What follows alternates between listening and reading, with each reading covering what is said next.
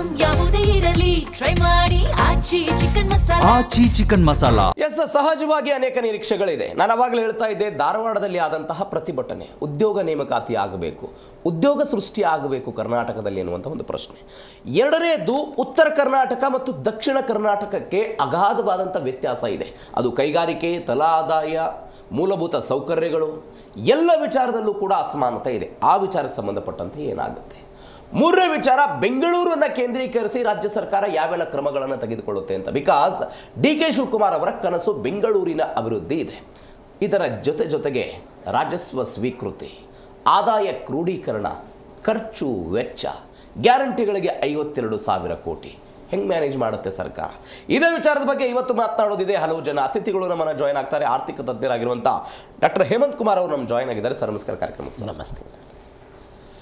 Sir, ಸಿದ್ದರಾಮಯ್ಯನವರ ದಾಖಲೆ budget, 17ನೇ ಬಾರಿ ಬಜೆಟ್ಟು, ಅವರ ವೈಯಕ್ತಿಕವಾಗಿ ದಾಖಲೆ ಒಪ್ಕೊಳ್ಳೋಣ, ಆದರೆ ರಾಜ್ಯದ ಹಿತದೃಷ್ಟಿಯಿಂದ ಏನು ನಿರೀಕ್ಷೆ ಮಾಡಬಹುದು ಇವತ್ತು ನಾವು?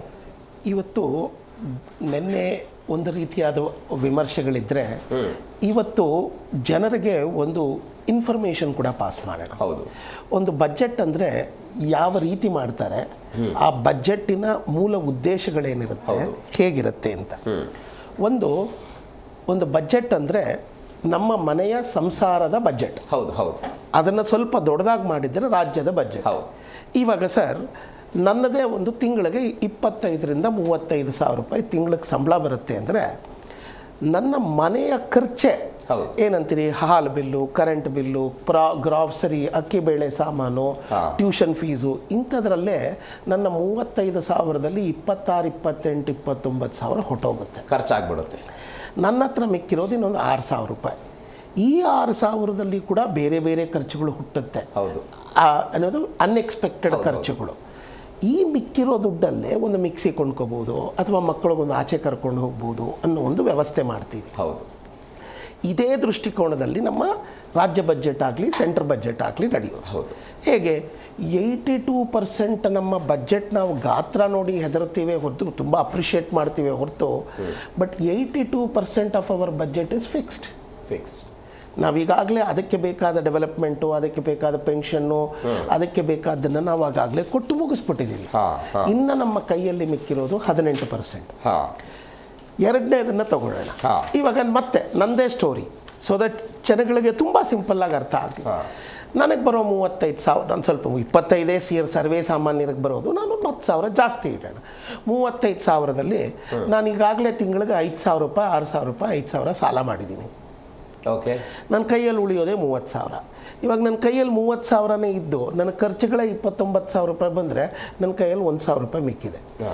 ಇದರಲ್ಲಿ ನಾನು ತಿಂಗಳ ನಾನು 20%, ಇನ್ನೊಂದು 5,000 ದಾನ ಮಾಡ್ತೀನಿ ಅಂತ ಹೇಳಿದರೆ ನಾನು ಸಾಲ ಮಾಡಿ ದಾನ ಮಾಡಬೇಕು.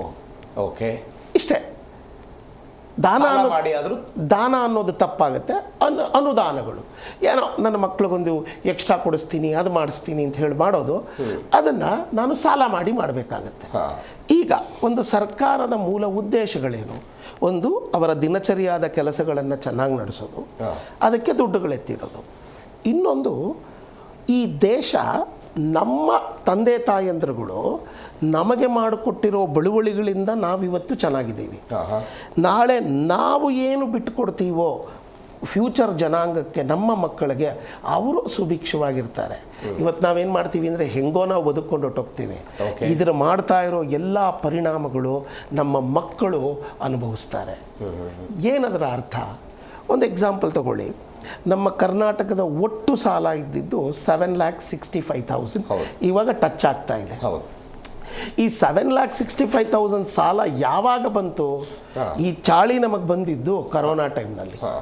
ಕರೋನಾ, ಎಸ್, ಆ ಟೈಮ್ನಲ್ಲಿ ಇಡೀ ದೇಶನೇ ನಿಂತಿತ್ತು. ಸೆಂಟ್ರಲ್ ಗವರ್ಮೆಂಟು ತೊಗೊಂಡ್ರು, ಸ್ಟೇಟ್ ಗವರ್ಮೆಂಟು ತೊಗೊಂಡ್ರು. ಆವಾಗೇನೋ ತುರ್ತು ಪರಿಸ್ಥಿತಿ, ಎಮರ್ಜೆನ್ಸಿ. ಈಗಿನ ಪರಿಸ್ಥಿತಿ ಏನಿದೆ ಸರ್?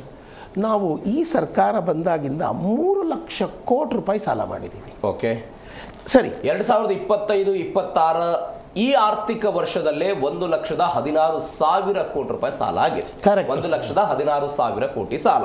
ಈಗ ಮತ್ತಷ್ಟು ಸಾಲ ಪಡೆದುಕೊಳ್ಬೇಕು ಅನ್ನುವಂಥ ಹುಮ್ಮಸ್ಸಿನಲ್ಲಿ ರಾಜ್ಯ ಸರ್ಕಾರ ಇದೆ. ಇದರ ಅರ್ಥ ಏನಾಗುತ್ತೆ ಸರ್? ಇವಾಗ ಸಾಲ ತಗೊಳ್ಳೋದು ತಪ್ಪಲ್ಲ. ಓಕೆ.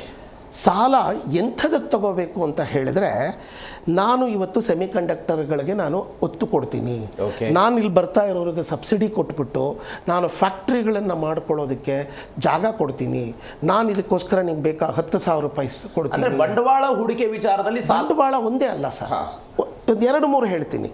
ಇಲ್ಲ ಅಗ್ರಿಕಲ್ಚರಲ್ ಎಕ್ವಿಪ್ಮೆಂಟ್ಸು, ನಮ್ಮ ಫಾರ್ಮರ್ಗಳಿಗೆ ಅಗ್ರಿಕಲ್ಚರಲ್ ಎಕ್ವಿಪ್ಮೆಂಟ್ಸ್ ಕೊಡ್ತೀನಿ, ಅಥವಾ ಹೈಬ್ರಿಡ್ ಸೀಡ್ಸ್ಗಳು ಮಾಡೋದಕ್ಕೆ ನಾನು ಇನ್ವೆಂಟ್ ಮಾಡೋದಕ್ಕೆ ನಾನು ಒಂದು R&D ಡೆವಲಪ್ಮೆಂಟಿಗೆ ಕೊಡ್ತೀನಿ, ಅಥವಾ MSME ಕಂಪನಿಗಳನ್ನು ಸ್ಟ್ರೆಂಥನ್ ಮಾಡೋದಕ್ಕೆ ನಾನು ಅವ್ರಿಗೊಂದು 25,000 ಲೋನ್ ಫೆಸಿಲಿಟಿ ನಾನು ಮಾಡಿಕೊಡ್ತೀನಿ. ಇಂಥ ಒಂದು ಪ್ರವೃತ್ತಿನ ಬೆಳೆಸ್ಕೊಂಡು ಸಾಲಗಳು ಮಾಡಿದರೆ ತಪ್ಪಲ್ಲ. ಯಾಕೆಂದರೆ ಅದು ಇನ್ವೆಸ್ಟ್ಮೆಂಟ್ ಆಗುತ್ತೆ. We call it seed investment. ಈ ದುಡ್ಡನ್ನು ಇವತ್ತು ನಾನು 10,000 ಹಾಕೋದು ನಾಳೆ ನನಗೆ 1,00,000 ಕೋಟಿ ಆದಾಯ ರಿಟರ್ನ್ ಬರುತ್ತೆ ಅಂತ ಅಂಥದ್ರಲ್ಲಿ ಸಾಲ ಮಾಡೋದು ತಪ್ಪಲ್ಲ.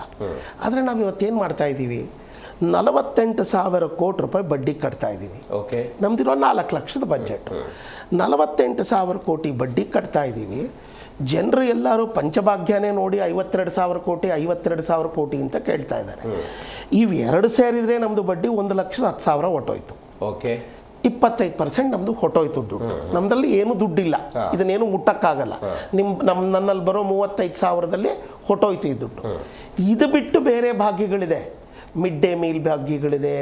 ವಿಮೆನ್ಗೆ ಒಟ್ಟಾರೆ ವೆಲ್ಫೇರ್ ಸ್ಕೀಮ್ ಇದುವರೆಗೂ 43,000 ಕೋಟಿ ಕೊಡ್ತಿದ್ದಾರೆ. ಅಂದರೆ ನಿಮ್ಮ ಪ್ರಕಾರ ಈ ಥರನಾದಂಥ ಯೋಜನೆಗಳನ್ನು ಮಾಡೋದೇ ತಪ್ಪು ಅಂತ ಇಲ್ಲ, ಅವಶ್ಯಕ. ಅವ್ರು ಹೇಳ್ತಾರೆ ಸರ್ಕಾರದವರು, ನಾವು 5 ಗ್ಯಾರಂಟಿಗಳನ್ನು ಕೊಡೋದ್ರಿಂದ ಮಹಿಳೆಯರ ಆರ್ಥಿಕ ಅಭಿವೃದ್ಧಿ ಆಗುತ್ತೆ, ಸ್ವಾವಲಂಬಿಗಳಾಗ್ತಾರೆ. ನಾವು 2,000 ರೂಪಾಯಿ ಹಣ ಅವರಿಗೆ ಪ್ರತಿ ತಿಂಗಳು ಕೊಡೋದ್ರಿಂದ ಆರ್ಥಿಕ ಸ್ವಾವಲಂಬಿ ಆಗ್ತಾರೆ ಅಂತ ಅವ್ರು ಹೇಳೋ ಮಾತು. ಯಾವುದೇ ಒಂದು ಸ್ಕೀಮನ್ನ ಇಡೀ ಪ್ರಪಂಚದಲ್ಲಿ, ನಮ್ದು ಅಂತಲ್ಲ, UNO, WTO, IMF, ಪ್ರಪಂಚದಲ್ಲಿ ಯಾರೇ ಒಂದು ಸ್ಕೀಮನ್ನು ತರ್ತಾರೆ ಅಂದರೆ ಫಸ್ಟ್ ಮೂಲಭೂತವಾಗಿ ಫಂಡಮೆಂಟಲ್ ರಿಸರ್ಚ್ ನಡೆಯುತ್ತೆ. ರಿಸರ್ಚ್ ನಡೆದು ಬಿಟ್ಟು ಅವರ ಹತ್ರ ಬರಬೇಕಾಗಿರೋ ಮೂಲ ಉದ್ದೇಶ ಅಥವಾ ರಿಸರ್ಚ್ ಏನು ಅಂದರೆ, ಈ ಜಾಗದಲ್ಲಿ ಸಪೋರ್ಟ್ ಬೇಕಾಗಿದೆ ಅನ್ನೋದು ಅಲಾರ್ಮಿಂಗ್ ಆಗಿ ಕಾಣಿಸ್ಬೇಕು, ಅಲಾರ್ಮಿಂಗ್ ಆಗಿ ಬಹಿರಂಗವಾಗಿ ಕಾಣಿಸ್ಬೇಕು. ಉದಾಹರಣೆಗೆ ಕೇಂದ್ರ ಸರ್ಕಾರ ಕೃಷಿ ಸಮ್ಮಾನ ಯೋಜನೆಯಲ್ಲಿ ಪ್ರತಿ ವರ್ಷ ರೈತರಿಗೆ 6,000 ರೂಪಾಯಿನೋ ಹಣವನ್ನು ಕೊಡುತ್ತೆ. ಅದು ತಪ್ಪು ಅಂತೀರಾ ನೀವು? ಯಾತಕ್ಕೆ ಅದು ತಪ್ಪಲ್ಲ? 2 ವಿಚಾರದಲ್ಲಿ ಹೇಳ್ತೀನಿ. ಕೃಷಿ ಲಾಭದಾಯಕ ಬಿಸ್ನೆಸ್ ಅಲ್ಲ ನಮ್ಮ ದೇಶದಲ್ಲಿ. ಇದಕ್ಕೆ ಹಲವಾರು ಕಾರಣಗಳಿದೆ. ಇದೆಲ್ಲ ಎಲ್ಲಿಂದ ಪ್ರಾಬ್ಲಮ್ ಶುರುವಾಗುತ್ತೆ ಅಂದರೆ UNO, WTO ಇಂದ ಶುರುವಾಗುತ್ತೆ. ಅವರ ಮೂಲ ಉದ್ದೇಶ ಏನು ಅಂದರೆ, ಇಡೀ ವರ್ಲ್ಡ್ ಅಲ್ಲಿ ಯಾರು ಹಸುವಿನಿಂದ ಸಾಯಬಾರ್ದು. ಆದ್ರಿಂದ ತಾವು ಒಂದು ದೇಶ ಸರ್, ಈ ಬ್ರೆಜಿಲ್ ಇದ್ದೀರಾ, ಇರಾನ್ ಇದ್ದೀರಾ, ಯುರೋಪ್ ಇದ್ದೀರಾ, ನಿಮ್ಮ ದೇಶದಲ್ಲಿ ಅಗ್ರಿಕಲ್ಚರಲ್ ಬೆಳೆಗಳು ಬೆಳೆಯಲ್ಲ. ನೀವೇನಂತೀರಾ, ಗೋಧಿ ನನಗೆ ಬೆಳೆದು ಕೊಡಪ್ಪ ಅಂತ ಕೇಳ್ತೀರಾ, ನಾವು ವೆಪನ್ ಕೊಡ್ತೀವಿ ಅಂತ. ಅವರು ಆದಷ್ಟು ಕಮ್ಮಿ ಬೆಲೆಗೆ ತಗೊಳಕ್ಕೆ ಒಪ್ತಾರೆ. ಯಾಕೆಂದರೆ ನಮ್ಮ ಜನಕ್ಕೂ ಹೊರೆ ಆಗಬಾರ್ದು ಅಂತ. ಅದೇ ರೀತಿ ನಾವು ಅದೇ ಥರ ಇದು ಮಾಡಿ ಇಸ್ಕೊಳ್ಳೋದು. ನಾವು ತೂರ್ದ ಅಲ್ಲೆಲ್ಲ ಬೇರೆ ಕಡೆಯಿಂದ ಅಕ್ಕಿ ಬೆಳೆ ಎಲ್ಲ ಕಮ್ಮಿ ಮಾಡ್ತೀವಿ. ನಾವಿವಾಗ ಬೇರೆಯವರಿಗೆ ನಾನು ಒಂದು 80 ಎಕ್ಸಾಂಪಲ್ ಹೇಳ್ತಿದ್ರಿ, 80 ರೂಪಾಯಿಗೆ ತೊಗರಿಬೇಳೆ ನಾನು ಮಾರ್ತೀನಿ ಅಂತ ಒಪ್ಕೊಂಡಾದ್ಮೇಲೆ ನಾನು ನನ್ನ ರೈತನಿಗೆ 110 ರೂಪಾಯಿ ಕೊಡೋಕ್ಕಾಗತ್ತಾ? ನಾನೇನು ಮಾಡ್ತೀನಿ, 60 ರೂಪಾಯಿ ಕೊಂಡ್ಕೊಳ್ತೀನಿ, ನನ್ನ ಕೈ ಖರ್ಚು, ನನಗೆ 1 ರೂಪಾಯಿ ಲಾಭ ಬೇಡ. ಅದರಲ್ಲಿ ಹಸ್ಲು ನಂಗೆ ಬಂದರೆ ಸರ್ಕಾರ ಸಾಕು ಅಂತ ನೋಡುತ್ತೆ. ನನ್ನ ಕೈನಿಂದ ಅನುದಾನ ಒಂದು ಸ್ವಲ್ಪ ಕೊಡ್ತೀನಿ ಅಂತ ಆಗುತ್ತೆ. ಈ ಅಗ್ರಿಮೆಂಟನ್ನು ನಾವು 25 ವರ್ಷಕ್ಕೆ 80 ರೂಪಾಯಿ ಕೊಡ್ತೀವಿ ಅಂತ ಒಪ್ಕೊಂಡ್ಬಂದ್ಬಿಟ್ಟಿರ್ತೀವಿ. ಈ ಥರದ ಒಪ್ಪಂದಗಳಿಂದಾನೇ ಇಡೀ ಪ್ರಪಂಚದಲ್ಲಿ agriculture is not a profitable business. ಮತ್ತೆ ನಮ್ಮ ಇಂಡಿಯಾನಲ್ಲಿ ಪ್ರಾಬ್ಲಮ್ ಏನು ಅಂದರೆ, ತುಂಬ ಜನ ಅಡ್ರೆಸ್ ಮಾಡ್ತಾ ಇರೋದು ಫ್ರಾಗ್ಮೆಂಟೇಷನ್ ಆಫ್ ಲ್ಯಾಂಡ್. ನಮ್ಮಪ್ಪನ ಹತ್ರ 100 ಎಕರೆ ಇತ್ತು, ನಮ್ಮ ಮುತ್ತಾತನ ಹತ್ರ 100 ಎಕರೆ ಇತ್ತು, ನಮ್ಮ ಅಪ್ಪನಿಗೆ ಬರೋಷ್ಟೊಳಗೆ 10 ಎಕರೆ ಆಯ್ತು. ಯಾಕಂದ್ರೆ ಅವ್ರಿಗೆ 10 ಮಕ್ಕಳಿದ್ರು, ಅವರಿಂದ ಬರೋರಿಗೆ 3 ಎಕರೆ ಆಯಿತು. ಇವಾಗ ಜನರ ಹತ್ರ 10 ಕುಂಟೆ 20 ಕುಂಟೆ ಅರ್ಧ ಎಕರೆ ಇಟ್ಕೊಂಡಿದ್ದಾರೆ. ಇದರಿಂದ ಏನಾಗಿದೆ, ಅವರಿಗೆ ಅವ್ರ ಜೀವನ ಅದರಲ್ಲಿ ಕಳ್ಕೊಳ್ಳೋಕ್ಕಾಗ್ತಾ ಇಲ್ಲ. ಆದ್ದರಿಂದ ಒಂದು ಸಪೋರ್ಟ್ ಸಿಸ್ಟಮ್ ಅಂತ. ಈಗ ನೋಡಿ, ನಾವು ಈ ಇದು ಗ್ಯಾರಂಟಿ, ಬೇರೆ ಗ್ಯಾರಂಟಿಗಳು ನೋಡಿ, ಮಕ್ಕಳ ಮಿಡ್ ಡೇ ಮೀಲ್ ಆಗಲಿ, ಇದೆಲ್ಲ ಒಳ್ಳೆಯದು. This is all good. ಈಗ ಒಂದೊಂದಾಗಿ ನೋಡೋಣ. ಈ ಜನಗಳಿಗೆ 2,000 ರೂಪಾಯಿ ನಾವು ಕೊಡಬೇಕು ಅಂತ ಕೇಳಿದ್ರಿ, ಕರೆಂಟ್ ಬಿಲ್ಲನ್ನು ನಾವು ಕಮ್ಮಿ ಮಾಡಬೇಕು ಅಂತ ಕೇಳಿದ್ರಿ, ಫ್ರೀ ಬಸ್ಸನ್ನು ನಾವು ಕೊಡಬೇಕು ಅಂತ ಕೇಳಿದ್ರಿ. 3 ಮೇಜರಾಗಿ ತಗೊಳ್ಳೋಣ, ಯಾಕಂದರೆ ಇದೇ ದೊಡ್ಡ ಅಮೌಂಟ್. ಯಾರಾದರೂ ಈ ಸರ್ಕಾರ ಇದು ಜನರಿಗೆ ಅವಶ್ಯಕತೆ ಇದೆಯಾ ಅಂತ ರಿಸರ್ಚ್ ಆಗಿತ್ತಾ? ಫಸ್ಟ್. ಸೆಕೆಂಡ್ ಥಿಂಗ್, ಅವಶ್ಯಕತೆ ಇತ್ತು ಅಂದರೆ ಆ ರಿಸರ್ಚಿಂದ ಯಾರಿಗೆ ಕೊಡಬಹುದು ಯಾರಿಗೆ ಕೊಡಬಾರ್ದು ಅನ್ನೋ ಒಂದು ರಿಸರ್ಚಿನ output this is the point. ಈಗ ಅವರೇ ಹೇಳ್ತಾ ಇದ್ದಾರೆ ಸರ್, ಮಂತ್ರಿಗಳು ಶಾಸಕರುಗಳೇ ಹೇಳ್ತಾ ಇರುವಂತಹ ಮಾತು, ಯಾರ್ಯಾರು ಶ್ರೀಮಂತರಿ ಇದ್ದೀರಿ, ಯಾರ್ಯಾರು ಸ್ಥಿತಿವಂತರಿ ಇದ್ದೀರಿ, ಯಾರ್ಯಾರಿಗೆ ಗ್ಯಾರಂಟಿಗಳ ಅವಶ್ಯಕತೆ ಇಲ್ಲ ಅಂತ ಅನ್ನಿಸ್ತಾ ಇದೆ, ದಯವಿಟ್ಟು ಅವರು ಗ್ಯಾರಂಟಿಗಳನ್ನು ಬಿಟ್ಟುಬಿಡಿ. ಸರ್ ಇದು ಯಾತಕ್ಕೆ? ನಿಮ್ಮ ಪಾಲಿಸಿ ಸರ್ಕಾರದ ಜವಾಬ್ದಾರಿ ಏನು ಸರ್? ಓಕೆ, ಸರ್ಕಾರದ ಜವಾಬ್ದಾರಿ ಏನಂದ್ರೆ ಮೂಲಭೂತ ಸೌಕರ್ಯಗಳನ್ನು ಸುಭಿಕ್ಷವಾಗಿ ನೋಡ್ಕೊಳ್ಳೋದು. ಓಕೆ, ಮತ್ತೆ ಸರ್ಕಾರಗಳು ಒಂದು ವ್ಯವಹಾರದವರು, ಬಿಸ್ನೆಸ್ ಆಗಲಿ MSMEs ಆಗಲಿ, ಅವರಿಗೆ ಒಂದು ಒಳ್ಳೆ ಇಕೋಸಿಸ್ಟಮ್, ಒಂದು ವ್ಯವಹಾರ ಮಾಡೋದಕ್ಕೆ ಒಳ್ಳೆ ವಾತಾವರಣನ ಸೃಷ್ಟಿ ಮಾಡಿಕೊಡೋದು ಸರ್ಕಾರದ ಕರ್ತವ್ಯ. ಈ ಎರಡೂ ನಡೀತಾ ಇದೆಯಾ? ನಡೀತಾ ಇಲ್ಲ. ಯಾತಕ್ಕೆ ನಡೀತಾ ಇಲ್ಲ ಅಂತ ಹೇಳ್ತೀನಿ ಕೇಳಿ. ಈ 3 ವರ್ಷದಲ್ಲಿ ಒಂದು ಸರ್ಕಾರದ ಇನ್ನೊಂದು ಹೇಳಬೇಕು, ಈ ಸರ್ಕಾರಕ್ಕೆ ಏನೇನು ಬರ್ನಿಂಗ್ ಇಶ್ಯೂಸ್ ಇದೆ, ಏನೇನಕ್ಕೆ ಆದ್ಯತೆ ಕೊಡಬೇಕು ಅಂತ ಗೊತ್ತಿದೆಯಾ? 1000 ಪಟ್ಟು ಗೊತ್ತಿದೆ. ಓಕೆ, ಆದರೆ ಎಲ್ಲೋ ಒಂದು ಕಡೆ ನಾನು ಪ್ರತಿ ಸಲಿನೂ ಹೇಳ್ಕೊಂಬರ್ತಾ ಇದ್ದೀನಿ, ಈ ಸರ್ಕಾರ ನಾನು ಎಲೆಕ್ಷನ್ನಲ್ಲಿ ನಾನೊಂದು ಮಾತು ಕೊಟ್ಬಿಟ್ಟಿದ್ದೀನಿ ಅನ್ನೋದಕ್ಕೋಸ್ಕರ ನಡೆಸ್ಕೊಂಬರ್ತಾ ಇರೋದು ಬಡವರ ಮೇಲೆ ಬ್ರಹ್ಮಾಸ್ತ್ರ ಬಿಟ್ಟಂಗೆ ಆಗ್ತಾ ಇದೆ. ಓಕೆ, ಯಾತಕ್ಕೆ ಅಂತ ಹಲವಾರು ರೀತಿಯಲ್ಲಿ ಹೇಳ್ತೀನಿ, ಅರ್ಥ ಮಾಡ್ಕೊಳ್ಳಿ. ಈಗ ಯಾರೋ ಒಬ್ಬರು 2,000 ರೂಪಾಯಿ ಅವಶ್ಯಕತೆ ಇಲ್ಲದೆ ಇರೋರಿಗೆ ಸೇರ್ತಾ ಇದೆ. ಹೌದು ಹೌದು. ಆ ದುಡ್ಡು ಯಾರ ಹತ್ರದಿಂದ ಬರ್ತಿದೆ? ಇವತ್ತು ನಮ್ಮ ಸರ್ಕಾರದಲ್ಲಿ ಒಂದು ಹಲವಾರು ಇಂಟರ್ನಲ್ ಟ್ಯಾಕ್ಸ್ನ ತಗೊಳ್ಳೋದಿದೆ. ಹೌದು ಸರ್, ನೀವೇ ಆಗಲಿ, ನೀವೊಂದು ಮನೆ ಯಜಮಾನರು, ನೀವು ಯಾವಾಗ ನಿಮ್ಮ ಮನೆಯಲ್ಲಿ ಎಕ್ಸ್ಟ್ರಾ ಪೀಡಿಸಿ ದುಡ್ಡಿಸ್ಕೊಳ್ತೀರಾ? ನಿಮಗೆ ಅತಿ ಅವಶ್ಯಕತೆ ಹೌದು. ಏನೋ ಹೇಳ್ತೀರಾ, ನೋಡಮ್ಮ ನಿನ್ನ ಅಕ್ಕಿ ಡಬ್ಬದಲ್ಲಿ ಇಟ್ಟರು 500 ರೂಪಾಯಿ ಕೊಡಮ್ಮ. ಇವತ್ತೇನು ಮಾಡಿದ್ದಾರೆ ಅಂದರೆ ಮಕ್ಕಳ ಗೋಲ್ಕದಿಂದ ಹಿಡಿದು ಫಿಕ್ಸ್ ಡೆಪಾಸಿಟ್, ಪೆನ್ಷನ್ನು, PF ಅನ್ನೋ ಥರ ಎಲ್ಲ ಥರದಕ್ಕೂ ಟ್ಯಾಕ್ಸ್ ಹಾಕ್ಬಿಟ್ಟಿದ್ದಾರೆ. ಎಕ್ಸಾಂಪಲ್ ಹೇಳ್ತಾ ಇರೋದು, ಮನೆಯಲ್ಲೆಲ್ಲ ಕಿತ್ಕೊಂಡ್ಬಿಡ್ತೀವಲ್ಲ ಹಂಗೆ ಇವತ್ತೇನು 36 ಥರದ ಟ್ಯಾಕ್ಸ್ಗಳು ಹಾಕ್ಬಿಟ್ಟಿದ್ದಾರೆ. ಓಕೆ, ಇನ್ನೇನು ಮಿಕ್ಸ್ ಇಲ್ಲ. ಇನ್ನು ಹಾಕಿದರೆ ಬರ್ರೆ ಮೇಲೆ ಇನ್ನೊಂದು ಬರ್ರೆ ಎಳಿಬೇಕು. ಇದೆಲ್ಲ ಹೊರೆ ಯಾರಿಗೆ ಬೀಳ್ತಾ ಇದೆ? ಮಿಡಲ್ ಕ್ಲಾಸಿಗೆ ಬೀಳ್ತಿದೆ. ಮತ್ತು ಕಡು ಬಡವ GST ಕಟ್ತಾ ಇರೋ ದುಡ್ಡಲ್ಲಿ ಬರ್ತಿದೆ. ಓಕೆ, ತುಂಬ ಸೂಕ್ಷ್ಮವಾಗಿ ನೋಡೋಣ, ಕ್ಲಿಯರ್ ಆಗಿ ಗೊತ್ತಾಗ್ಬಿಡುತ್ತೆ. ಈ ಎರಡೂ ದುಡ್ಡನ್ನು ಯಾರಿಗೆ ಕೊಡ್ತಾ ಇದ್ದೀವಿ? ಬಡವ್ರಿಗೆ ಕೊಡ್ತಾ ಇತ್ತು ಅಂದ್ರೆ ಓಕೆ, ಅವಶ್ಯಕತೆ ಇದ್ದವ್ರಿಗೆ ಓಕೆ. 5 ಲಕ್ಷ ಸಂಪಾದನೆ ಮಾಡಿದ್ರು ಸರಿ, 25 ಲಕ್ಷ ಸಂಪಾದನೆ ಮಾಡಿದ್ರು ಸರಿ, ಎಲ್ಲರಿಗೂ ನಾನು ದುಡ್ಡು ಕೊಡ್ತೀನಿ, ಎಲ್ಲರಿಗೂ ಕರೆಂಟ್ ಫ್ರೀ ಕೊಡ್ತೀನಿ ಅಂತ ಹೇಳೋದು ಯಾವ ನ್ಯಾಯ? ಇದು ಸರ್ಕಾರದ ಫಿಲಾಸಫಿನೇ ಅಲ್ಲ, ಒಂದು ಸರ್ಕಾರ ನಡೆಸೋ ಸೈದ್ಧಾಂತಿಕತೆನೇ ಅಲ್ಲ. ಓಕೆ, ಸೈದ್ಧಾಂತಿಕತೆ ಅನ್ನೋದು ಯಾತಕ್ಕೆ ಹೇಳ್ತೀನಿ ಅಂದರೆ ಅವಶ್ಯಕತೆ ಇದ್ದವ್ರಿಗೆ ಕೊಡಬೇಕು. ಇವತ್ತು ಈ ಸರ್ಕಾರದ 3 ವರ್ಷದಲ್ಲಿ ಹಲವಾರು ಒಳ್ಳೊಳ್ಳೆ ಪಾಯಿಂಟ್ಸ್ ನಡೆದಿದೆ. ಒಂದೇನು, ಈ ಸರ್ಕಾರ ಒಂದು AI ಬೇಸ್ಡ್ ಅಗ್ರಿಕಲ್ಚರಲ್ ಸಾಯಿಲ್ ಟೆಸ್ಟ್ದು ಒಂದು ಸಾಫ್ಟ್ವೇರ್ ರೆಡಿ ಮಾಡಿದೆ. ಇದರ ಪರಿಣಾಮ ಏನಾಗಿದೆ ಸರ್? ಅಗ್ರಿಕಲ್ಚರ್ 23-24 ಕೆಳಗೆ ಕರೋನಾ ಟೈಮ್ನಲ್ಲಿ ನೆಗೆಟಿವ್ ಹೋಗಿದ್ದು 4% ಬೆಳೆದಿದೆ. ನೋಡಿ ಸರ್, ಇಲ್ಲಿಗೋ ಒಂದು ಮೂಲಭೂತ ಸೌಕರ್ಯಕ್ಕೆ 10,000 ಖರ್ಚು ಮಾಡಲಿ, ಅಲ್ಲಿ 10,000 ಕೋಟಿ, ಅದರಿಂದ ಅಗ್ರಿಕಲ್ಚರ್ ಬೆಳೀತಾ ಇದೆ. 1200 ಕೊಂಡಗಳನ್ನು ನೀರು ತುಂಬಿಸಿದ್ದಾರೆ. ಇದರಿಂದ ಏನಾಗ್ತಾ ಇದೆ? ಅಗ್ರಿಕಲ್ಚರಿಗೆ ಸಪೋರ್ಟ್ ಆಗ್ತಾ ಇದೆ. MSME ಕಂಪನಿಗಳಿಗೆ ಒಂದು 10,000 ಕೋಟಿ ರೂಪಾಯಿ ನಿಮಗೆ ಸಪೋರ್ಟ್ ಮಾಡ್ತೀವಿ ಅಂತೇನೋ ಒಂದು ಇದು ಮಾಡ್ತಿದ್ದಾರೆ. ಉದ್ಯೋಗ ಸೃಷ್ಟಿ ಆಗುತ್ತೆ, ಆರ್ಥಿಕತೆ ವೃದ್ಧಿ ಆಗುತ್ತೆ. ಅದೇ ತರ ಸರ್, 2 ಟೈರ್ ಸಿಟಿ, 3 ಟೈರ್ ಸಿಟಿನಲ್ಲಿ ಈ ಕಾಸಿಯಾ ಇಂಥ ಥರ KIDB ನಲ್ಲಿ ಬೆಳೆಸೋರಿಗೆ ಸ್ಟಾಂಪ್ ಡ್ಯೂಟಿ 100% ವೇವರ್ ಮಾಡಿದ್ದಾರೆ. ಬೆಲೆಗಳನ್ನು 20% ಇಡಬೇಕು ಅಂತ ಏನೋ ಒಂದು ಪ್ರಯತ್ನ ಪಡ್ತಿದ್ದಾರೆ. ಇದೆಲ್ಲ ಎಂಥದ್ದು ಸರ್? ಒಂದು ಸಮಾಜ ನಾಳೆಗೆ ರೆಡಿ ಆಗ್ತಾ ಇರೋದಕ್ಕೆ ಖರ್ಚು ಮಾಡ್ತಿರೋ ದುಡ್ಡು ಇದು ಎಷ್ಟು? ಇವತ್ತು ಇವರೆಲ್ಲ ಮಾಡ್ತಿರೋದು ಒಂದು 500 ಕೋಟಿ 800 ಕೋಟಿ. ಆದರೆ ಆನೇನ ಬಿಟ್ಟು ಬಾಲ ಖರ್ಚು ಮಾಡ್ತಿದ್ದೀನಿ ಅಂತ ಹೇಳಿದರೆ ಇದು ಒಂದು ಸಮಾಜದ ಉನ್ನತಕ್ಕೆ ಕರೆಕ್ಟಾ? ಬರ್ತೀನಿ, ಮಾತನಾಡೋಣ. ಗ್ಯಾರಂಟಿ ವಿಚಾರಗಳ ಬಗ್ಗೆ ಮಾತನಾಡ್ತಾ ಇದ್ದೀವಿ. ಇದು ವೈಜ್ಞಾನಿಕವಾಗಿ ತಲುಪ್ತಾ ಇದೆಯೋ ಅವೈಜ್ಞಾನಿಕವಾಗಿದೆಯೋ? ಹೂಡಿಕೆ ವಿಚಾರದಲ್ಲಿ ರಾಜ್ಯ ಸರ್ಕಾರ ಏನು ಮಾಡ್ತಾ ಇದೆ? ಇದರ ಜೊತೆಗೆ ರಾಜ್ಯ ಸರ್ಕಾರಕ್ಕೆ ಆದಾಯದ ಮೂಲಗಳೇನು? ಪ್ರತಿ ಬಾರಿಯೂ ಕೂಡ ಸಿದ್ದರಾಮಯ್ಯನವರು ಸೇರಿದಂತೆ ಅನೇಕ ಸಚಿವರುಗಳು ಕೇಂದ್ರದತ್ತ ಬೊಟ್ಟು ಮಾಡ್ತಾರೆ. ತೆರಿಗೆ ಅನ್ಯಾಯ ಆಗಿದೆ, ಅಲ್ಲಿಂದ ನಮಗೆ ಹಣ ಬಂದಿಲ್ಲ, ನಾವು 1 ರೂಪಾಯಿ ಕೊಟ್ಟರೆ ಕೇವಲ ನಮಗೆ ಸಿಗ್ತಾ ಇರೋದು 13 ಪೈಸೆ ಮಾತ್ರ, ಹೀಗಾಗಿ ಅಭಿವೃದ್ಧಿ ವಿಚಾರದಲ್ಲಿ ಕುಂಠಿತ ಆಗ್ತಾ ಇದೆ. ರಾಜ್ಯ ಸರ್ಕಾರದ ಬಳಿ ಇರುವಂಥ ಆದಾಯದ ಮೂಲಗಳೇನು? ಕಾಂಗ್ರೆಸ್ ಸರ್ಕಾರ ಅಧಿಕಾರಕ್ಕೆ ಬಂದ ನಂತರ ಯಾವ್ಯಾವುಗಳ ಬೆಲೆ ಏರಿಕೆ ಆಗಿದೆ, ಯಾವುದರ ದರ ಏರಿಕೆ ಆಗಿದೆ ಮಾತನಾಡ್ತಾ ಇದ್ದೀವಿ. ಸಿದ್ದರಾಮಯ್ಯನವರ ಬಜೆಟ್ ವಿಚಾರಕ್ಕೆ ಸಂಬಂಧಪಟ್ಟಂತೆ ಹೇಮಂತ್ ಕುಮಾರ್ ಸರ್, ರಾಜ್ಯ ಸರ್ಕಾರಕ್ಕೆ ಬರುವ ₹1 ₹1 ಆದಾಯ ಬಂದರೆ ಅದರಲ್ಲಿ 58% ಒಟ್ಟು ರಾಜಸ್ವ ಸ್ವೀಕೃತಿಯ 58% ಸಂಬಳ, ಪಿಂಚಣಿ ಮತ್ತು ಬಡ್ಡಿ ಪಾವತಿಗೆ ನಾವು ಖರ್ಚು ಮಾಡ್ತಾ ಇದ್ದೀವಿ. ಸಂಬಳ, ಪಿಂಚಣಿ ಮತ್ತು ಬಡ್ಡಿ ಪಾವತಿಗಾಗಿ ಸಂಬಳಕ್ಕೆ 29 ಪೈಸೆ ಖರ್ಚು ಮಾಡಿದರೆ ಬಡ್ಡಿ ಪಾವತಿಗೆ 16 ಪೈಸೆ ಖರ್ಚು ಮಾಡ್ತಾ ಇದ್ದೀವಿ. ಪಿಂಚಣಿಗೆ 13 ಪೈಸೆ, ರಾಜ್ಯದ ಗ್ಯಾರಂಟಿ ಯೋಜನೆಗಳಿಗೆ 17 ಪೈಸೆ, ಆಸ್ತಿ ಸೃಜನೆ ಮತ್ತು ಮೂಲ ಸೌಕರ್ಯಕ್ಕೆ 17 ಪೈಸೆ, ಸಾಲದ ಅಸಲು ಮರುಪಾವತಿಗೆ ಮತ್ತು ಆಡಳಿತಾತ್ಮಕ ವೆಚ್ಚಕ್ಕೆ 8 ಪೈಸೆಯನ್ನು ನಾವು ಖರ್ಚು ಮಾಡ್ತಾ ಇದ್ದೀವಿ. ಆದಾಯದ ಕ್ರೋಢೀಕರಣ ಹೆಂಗೆ ರಾಜ್ಯ ಸರ್ಕಾರಕ್ಕೆ? ಓಕೆ, ಇದನ್ನೇ ನಾನು ನಿಮಗೆ ಹೇಳ್ತಾ ಇದ್ದೆ. ನಮ್ಮ ರಾಜ್ಯಕ್ಕೆ ಆದಾಯ ಕ್ರೋಢೀಕರಣ ಸಮಸ್ಯೆ ಇಲ್ಲ. ಓಕೆ, ಕಾರಣ ಏನಕ್ಕೆ ಅಂದರೆ ನಮ್ಮಲ್ಲಿ ಕ್ಯಾಶ್ ಕೌ ಅಂತೀವಿ. ಕ್ಯಾಶ್ ಕೌ ಅಂದರೆ ಒಂದು ಸುಭದ್ರವಾದ ದುಡ್ಡಿನ ಕೋಶಗಳು. ಅದು ಯಾವುದಿಂದ ಬರ್ತಾ ಇದೆ? ಒಂದು GST ಕಲೆಕ್ಷನ್. ಹೌದು. ನಮ್ಮ ಕರ್ನಾಟಕ ಬೇರೆ ರಾಜ್ಯ ಥರ ಜಾರ್ಖಂಡ್ ಇವರೆಲ್ಲ ಕನ್ಸ್ಯೂಮ್ ಜಾಸ್ತಿ ಮಾಡಲ್ಲ, ನಾವು ಕನ್ಸ್ಯೂಮ್ ಮಾಡೋರು. GST ಎಂಥದ್ದು ರಾಜ್ಯಕ್ಕೆ ಉಪಯೋಗ ಅಂದರೆ ಎಲ್ಲಿ ರಾಜ್ಯದಲ್ಲಿ ಜಾಸ್ತಿ ಕನ್ಸ್ಯೂಮ್ ಮಾಡ್ತಾರೋ ಆ ರಾಜ್ಯಕ್ಕೆ ಜಾಸ್ತಿ ತೆರಿಗೆ ಸಿಗುತ್ತೆ. ಆ ವಿಷಯದಲ್ಲಿ ನಾವು ನಂಬರ್ 1, ನಂಬರ್ 2, ನಂಬರ್ 3ನಲ್ಲಿ ಇದ್ದೀವಿ. ನಮ್ಮ ತೆರಿಗೆ ಶಾಶ್ವತ ಆಗ್ತಾ ಇದೆ, ಅದು ಬೆಳೀತಾನೂ ಇದೆ. ಹೌದು.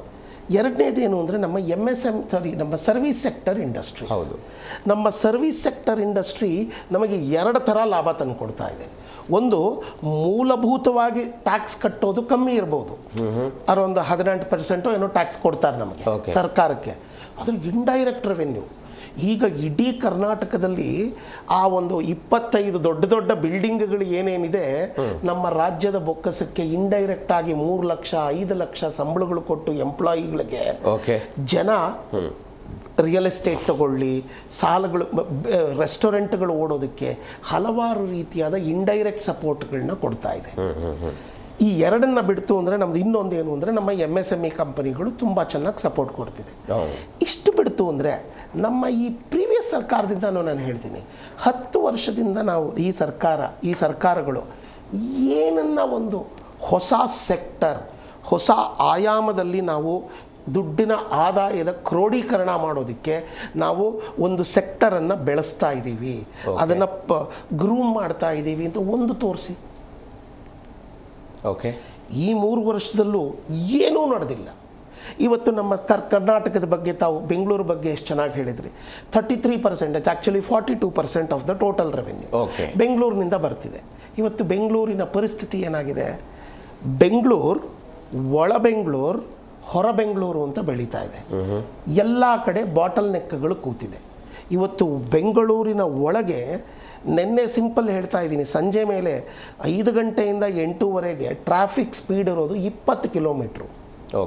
ಜನ ನಡ್ಕೊಂಡು ಹೋಗ್ಬಿಡ್ಬೋದು ಅದಕ್ಕಿಂತ ವೇಗವಾಗಿ. ಆ ರೀತಿ ಟ್ರಾಫಿಕ್ ತಂದು ನಿಲ್ಲಿಸಿದ್ದಾರೆ. ಇದರ ಮತ್ತೆ ಬೆಂಗಳೂರು ಪೂರ್ತಿ ಬಾಟಲ್ ನೆಕ್ಕಲ್ಲಿ ಕೂತಿದೆ. ಈಗ ಈ ಸಮಸ್ಯೆ ಗೊತ್ತಿರಲಿಲ್ವಾ?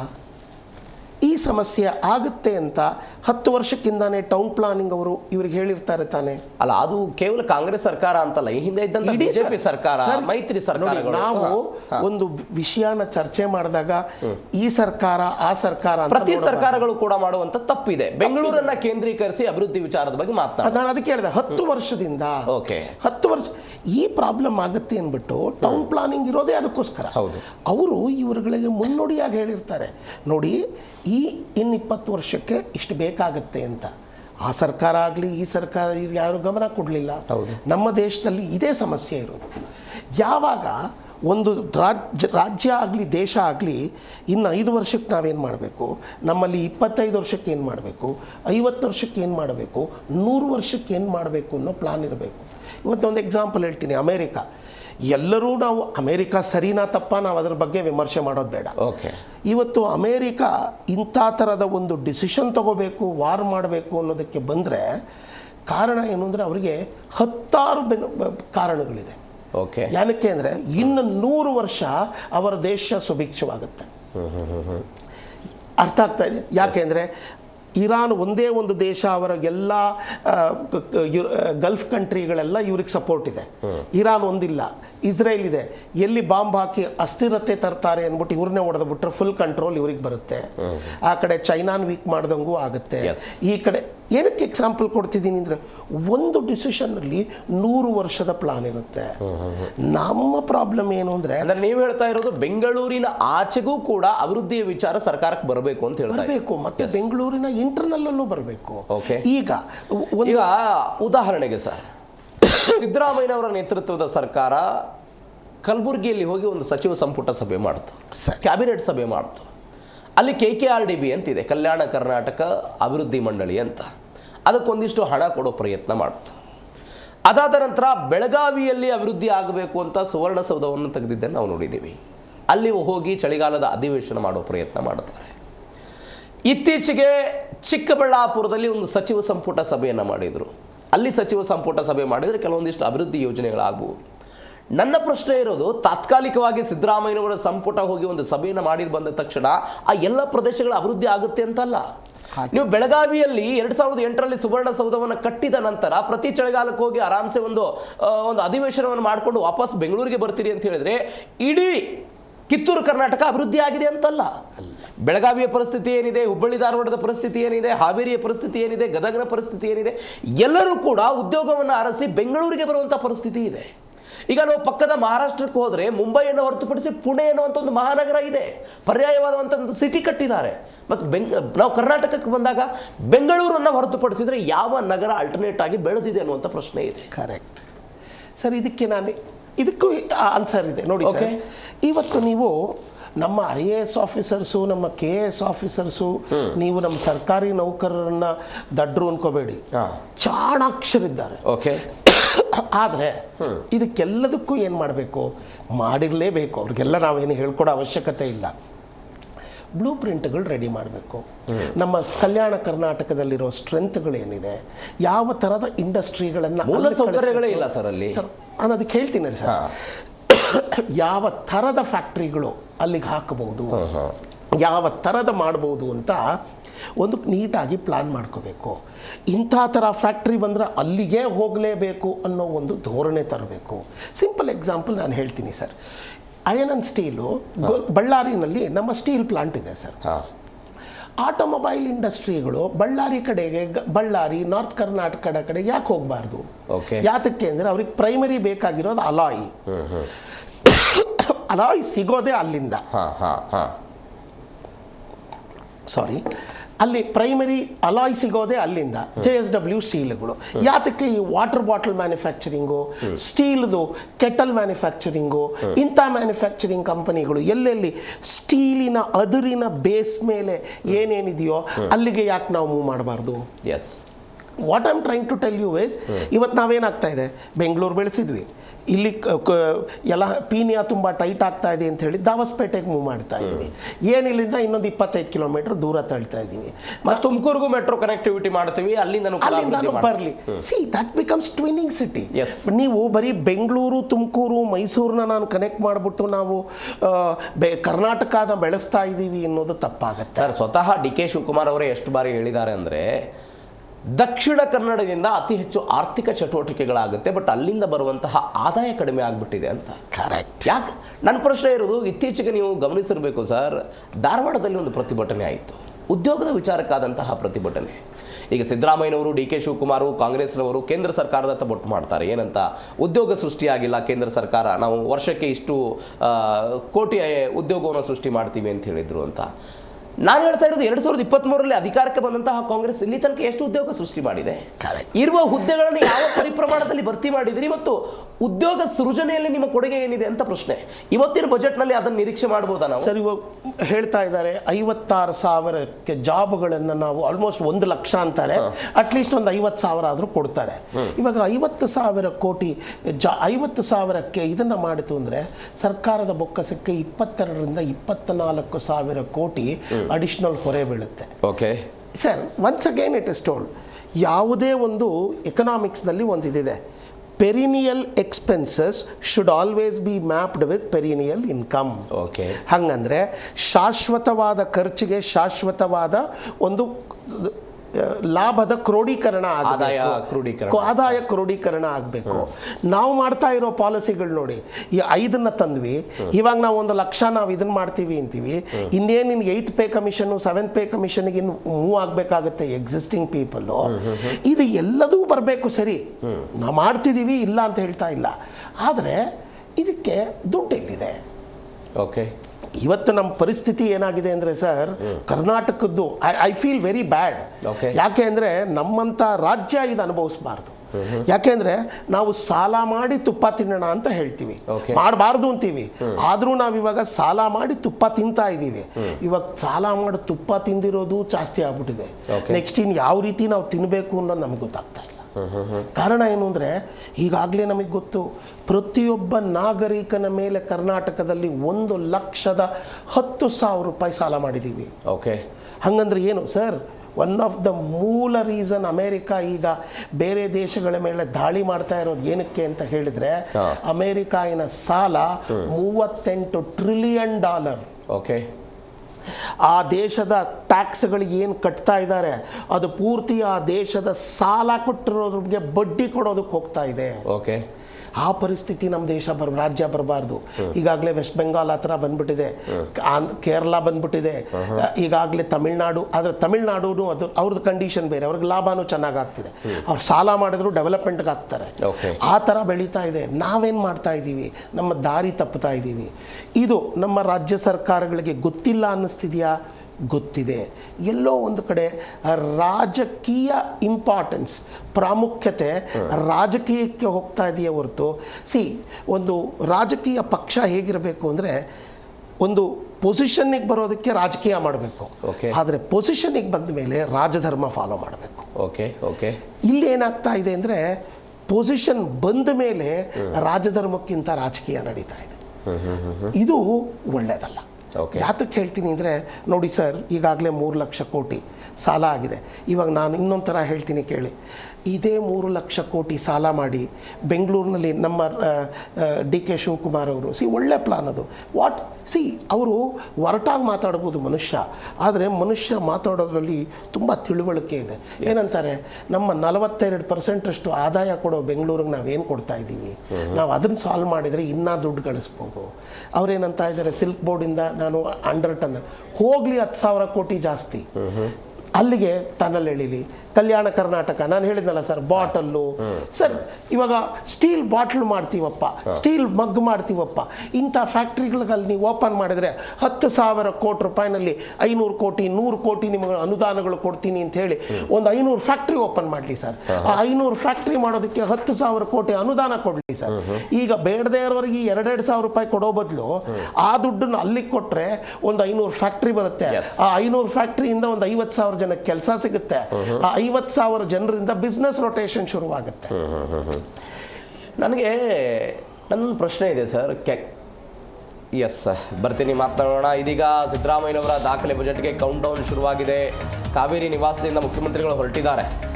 ಸಿದ್ದರಾಮಯ್ಯನವರ ಅಧಿಕೃತ ನಿವಾಸ ಕಾವೇರಿಯಿಂದ ಹೊರಟಿದ್ದಾರೆ. ಸಿದ್ದರಾಮಯ್ಯನವರು ವಿಧಾನಸೌಧಕ್ಕೆ ಬಂದಿದ್ದಾರೆ. ಬಜೆಟ್ ಪ್ರತಿ ಇರುವಂತಹ ಸೂಟ್ ಕೇಸ್ನೊಂದಿಗೆ ಮುಖ್ಯಮಂತ್ರಿಗಳು ವಿಧಾನಸೌಧಕ್ಕೆ ಬಂದಿರೋದು.